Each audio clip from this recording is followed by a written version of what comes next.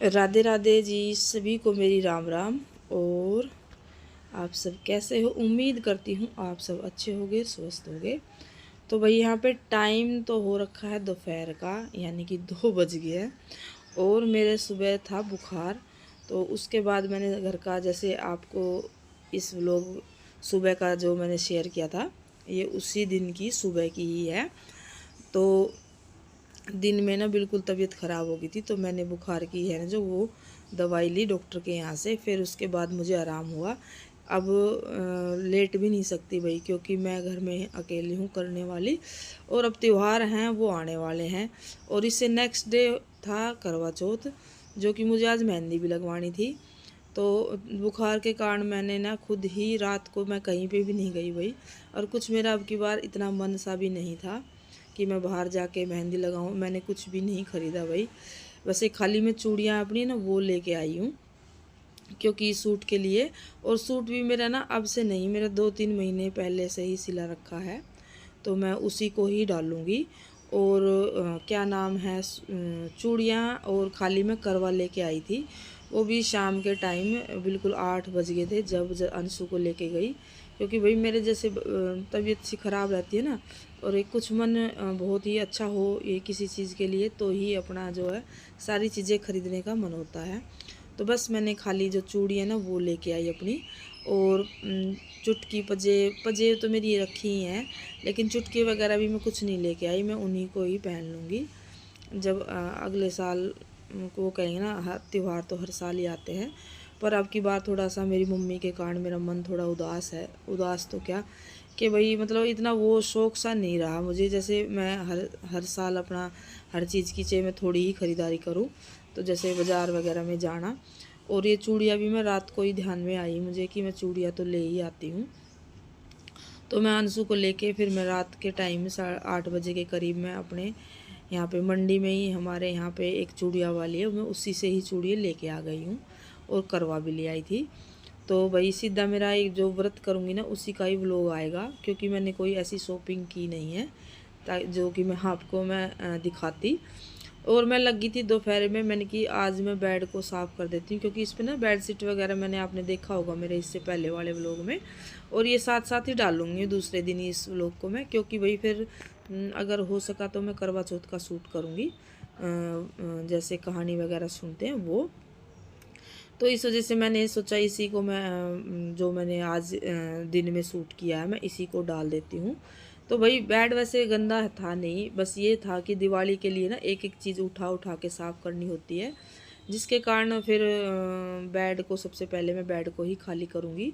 और जो मेरे वाले रूम है उसमें जो बेड है उसकी सफाई तो मैंने मतलब हफ्ता 10 दिन हो लिए, जब मैंने सारी चीज़ें ऐसे ही निकाल के साफ़ कर दी थी।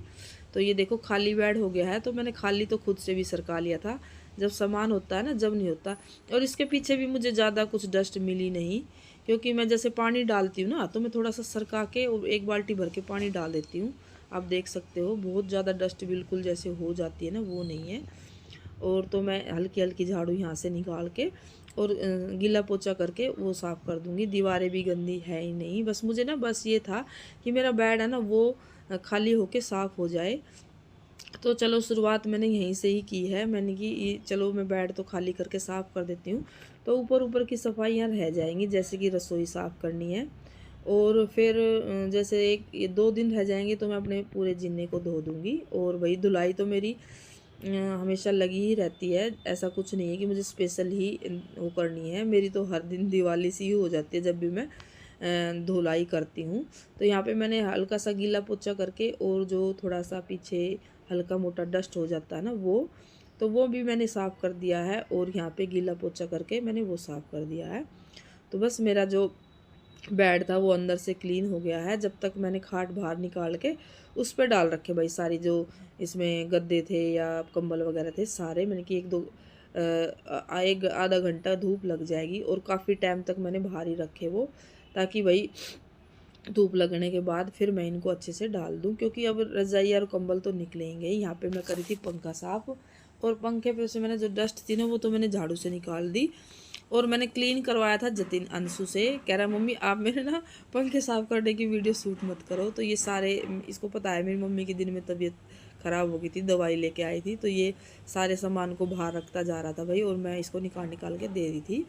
तो यहाँ पे भी मैंने बेड अपना अच्छे से क्लीन कर दिया है और साफ़ हो गया था। और इसको कह रहा मम्मी मैंने सैंडो को थोड़ी देर ना इसमें बिठा दूँ बेड के अंदर, तो इसने उसको बिठा दिया था। ये भी हमारे साथ लगी हुई है। तो ये बेड मुझे ऐसा लगा जैसे बीच में कुछ गैप सा है, तो मैं अंशु से थोड़ा सा सरकवा रही थी। तो यहाँ पे तो भाई वॉइस ओवर करते करते बाहर कोई आ गया था, क्योंकि मेरा जो दरवाज़ा है ना ऊपर का वो बंद रखती हूँ, वो सैंडो है ना वो बाहर निकल जाती है, और बांधती उसको मैं अभी मन से नहीं हूँ भाई, वो छोटी है, अभी से उसको बांध देंगे ना तो वो बिल्कुल ही अपना जो बचपन है ना वो खो बैठेगी, यानी कि वो जैसे घर में पूरे में घूमती रहती है। ये देखो भाई सफाई करने के बाद ये सीधा बेड पे चढ़ी सोफे के थ्रू, जो कुर्सी है साइड में, और ये सोगी। इसको ना ये चादर नरम नरम सी लगी, तो भाई देखो मैंने बेड की क्लीनिंग कर दी थी, और यहाँ के मैंने सिर्फ पोछा लगाया है, क्योंकि अभी काफ़ी जो रसोई की सफाई है ना वो बाकी है। और ये भी पर्दे भी मैंने अभी कितने दिन हुए हैं, 10 दिन हुए हैं, मैंने सारे पर्दों को धो के और सारी खिड़कियों को साफ़ करके लगा दिए थे।